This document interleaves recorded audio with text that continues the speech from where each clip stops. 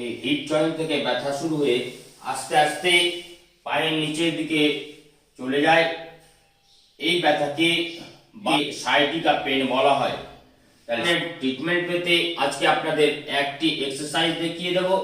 এই এক্সারসাইজ আপনারা কন্টিনিউ সকালে যদি করেন তাহলে আপনাদের সায়াটিকার ব্যথা আস্তে আস্তে ডিক্রিজ হয়ে যাবে। তাহলে চলুন কিভাবে করবেন। একটি এরকম উঁচু জায়গা নেবেন। উঁচু জায়গায় আপনার ধরুন এই পায়ে ব্যথা, এই পাটাকে এভাবে তুলে দেবেন। এভাবে তুলে দিয়ে এবার এই দ্বিতীয় পা অর্থাৎ অ্যান্টি লেগ, এই লেগটাকে, এই পাটাকে আপনি এইভাবে তুলে নেবেন।